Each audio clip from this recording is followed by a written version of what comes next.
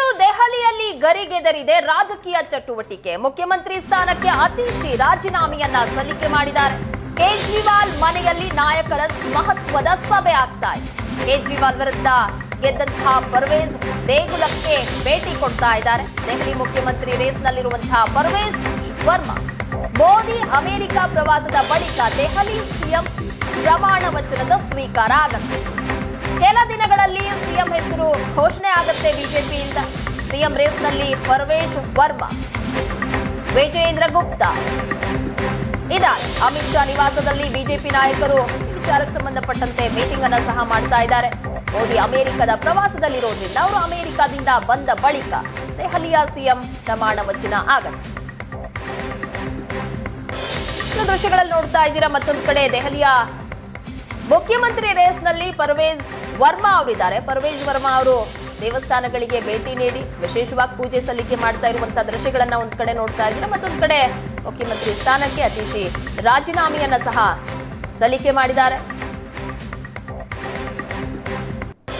ಮೋದಿ ಅವರು ಅಮೆರಿಕ ಪ್ರವಾಸದಲ್ಲಿರೋದ್ರಿಂದಾಗಿ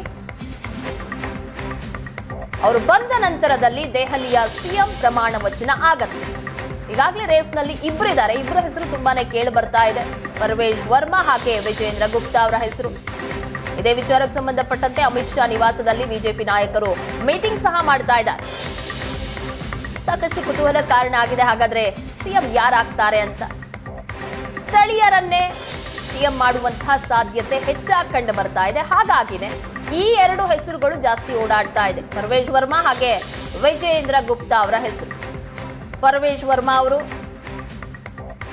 ಅರವಿಂದ್ ಕೇಜ್ರಿವಾಲ್ರನ್ನೇ ಸೋಲಿಸಿದ್ದಾರೆ. ಈ ಹಿನ್ನೆಲೆಯಲ್ಲಿ ಅವ್ರು ಹಾಗಾದ್ರೆ ಸಿಎಂ ಆಗ್ತಾರೋ ಅನ್ನುವಂತಹ ಕುತೂಹಲ ಇದೆ.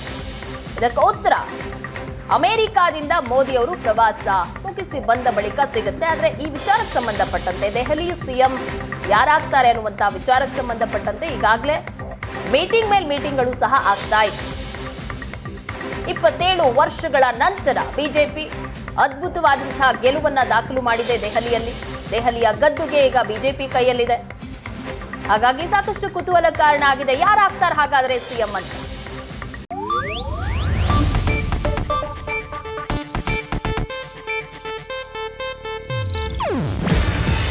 ಇದು ಏಷ್ಯಾನೆಟ್ ನ್ಯೂಸ್ ನೆಟ್ವರ್ಕ್ ಪ್ರಸ್ತುತಿ.